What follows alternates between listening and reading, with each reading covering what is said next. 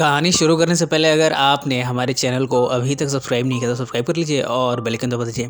अगर ये वीडियो पसंद आए तो लाइक का बटन दबाना ना भूलें।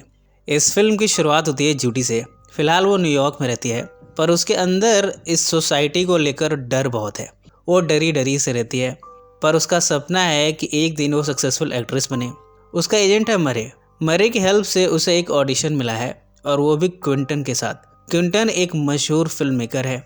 अगर जूडी को उसकी फिल्म में रोल मिल गया तो उसका करियर चल पड़ेगा। क्विंटन ऑडिशन के वक्त कहता है कि उसकी फिल्म एक रोमांटिक फिल्म है जो कि बहुत बड़ी ब्लॉकबस्टर बनेगी। अफ्रीकन अमेरिकन लव स्टोरी पर उसकी यह फिल्म मैग्नम ओपस होगी। जूडी भी ऑडिशन को काफ़ी अच्छे ढंग से देती है, पर इतने में क्विंटन जूडी से निर्वस्त्र होने को कहता है। जूडी पूछती है कि भला निर्वस्त्र होने की क्या ज़रूरत है। क्विंटन कहता है कि हमें तुम्हारे स्तन का साइज़ देखना है, उसके बाद ही हम तुम्हें रोल के लिए सेलेक्ट कर सकते हैं। पहले तो जूडी इन सब से हेजिटेट करती है, फिर उसे ख्याल आता है कि उसके पास कोई जॉब नहीं है, खर्चे निकालने के लिए उसे ये करना ही पड़ेगा। वो यहाँ अपने स्तन को दिखाती भी है, पर इसी बीच वो अनकम्फर्टेबल हो जाती है और यहाँ से चली जाती है। बाहर वो देखती है कि लड़कियों की भीड़ जमा है इस ऑडिशन के लिए। बाद में मरे जूडी को डांटता है। वो कहता है कि इतनी मुश्किल से मैंने तुम्हारे लिए ऑडिशन अरेंज किया था, और वो भी क्विंटन के साथ।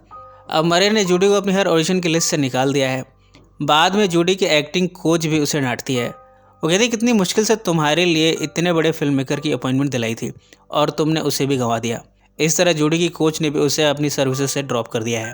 अब जूडी को अपने खर्चे निकालने हैं। उसे मालूम चल चुका है कि एक्ट्रेस बनने का सपना अब तो पूरा नहीं हो पाएगा। अपने खर्चों को निकालने के लिए वो कई तरह के जॉब ट्राई करती है। इस क्रम में वो पर्चे बांटती है। ये पर्चे टेक्नोलॉजी क्लासेस और सेमिनार्स के बारे में होते हैं। जब इनसे भी खर्चा नहीं निकल पाता तब वो एक नाइट क्लब में कॉकटेल वेट्रेस बनती है और बैकग्राउंड एक्स्ट्रा एक्ट्रेस भी बनती है, पर यहाँ उसके साथ बहुत बुरा सलूक होता है।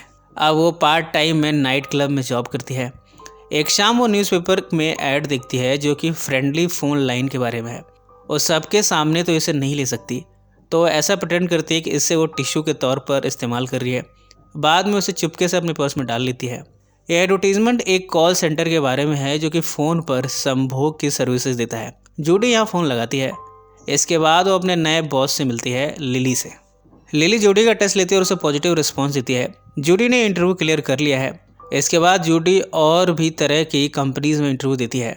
एक और कंपनी है जिसे कि एक स्ट्रिपर मैडोना रन करती है। मैडोना कहती है कि जूडी को इस कंपनी में कम रिस्ट्रिक्शंस का सामना करना पड़ेगा। जूडी अगर चाहे तो घर से भी काम कर सकती है। जूडी को इस कंपनी में प्राइवेट फ़ोन लाइन भी मिलेगी। जूडी इस बारे में कंफ्यूज है कि वो कौन सी कंपनी को प्रेफर करे। अंत में वो लिली की कंपनी को ज्वाइन करती है। जूडी की बाकी लड़कियों के साथ यहाँ ट्रेनिंग शुरू होती है। यहाँ हर लड़की को एक नंबर दिया गया है। कोई गर्ल 75 है तो कोई गर्ल 67। जूडी को नंबर मिला है गर्ल 6 का। यहाँ कुछ वाइट लड़कियाँ भी हैं तो कुछ ब्लैक हैं, पर कस्टमर की चॉइस के हिसाब से अफ्रीकन ब्लैक लड़कियों को भी वाइट गर्ल्स के तौर पर प्रिटेंड करना पड़ता है। पहली कॉल में जूडी अपने कस्टमर से जिस तरह से बात करती है, वो इस फ़ोन पर संभोग से भरी आवाज़ें निकालती है। इससे कॉल सेंटर में सब इम्प्रेस हो जाते हैं।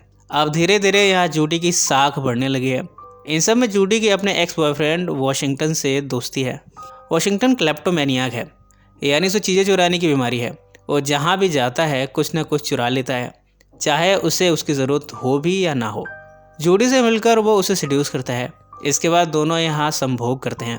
जूडी अपने कज़न और बेस्ट फ्रेंड जिमी के साथ उसी के कॉम्प्लेक्स में रहती है। जिमी को स्पोर्ट्स रिलेटेड कलेक्शन बनाने का शौक़ है। जब जूडी उसे बताती है कि वो इस तरह की जॉब कर रही है, तब जिमी कहता है कि भला ये भी कोई काम हुआ। जूडी को एक रिस्पेक्टेड जॉब करनी चाहिए। जिमी जूडी को इस जॉब के खतरे भी गिनाता है। जूडी की पूरी इमेज डाउन हो सकती है अगर उसका सच सामने आ गया तो, पर जूडी का बॉयफ्रेंड उसके लिए सपोर्टिव है। जूडी धीरे धीरे यहाँ काम करते हुए अपनी इनोसेंट गर्ल की इमेज को त्याग देती है। अब वो जान चुकी है कि इस संसार में इनोसेंट बनने से खुद का ही नुकसान होता है।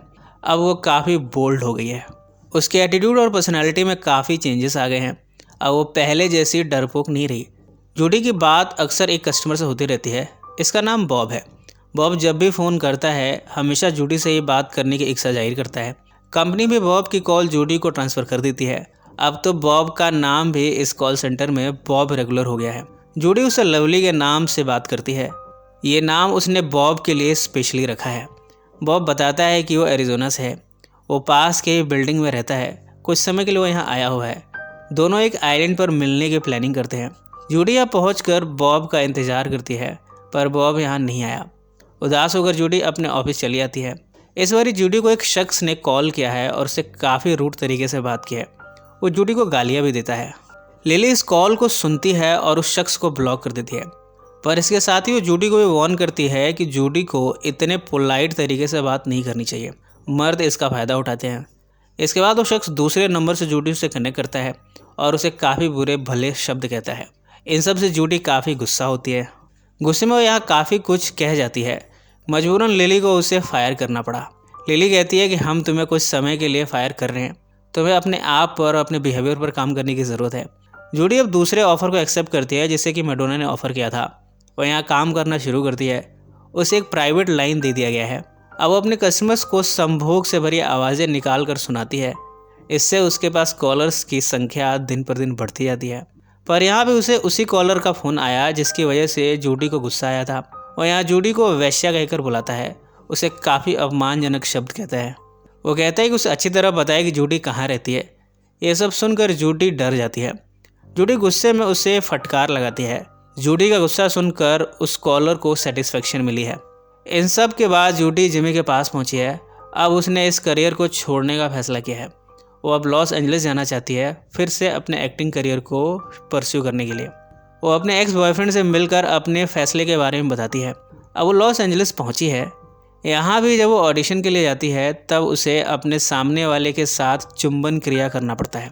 जूडी इस ऑडिशन में शुरू में तो चुंबन क्रिया करती है, पर बीच में रुक जाती है। यहाँ भी उसका क्विंटन वाले ऑडिशन जैसा ही हाल रहा। वो इस ऑडिशन को बीच में ही छोड़कर जा रही है, पर इस बार वो उदास होकर नहीं बल्कि खुश होते हुए बाहर निकली है।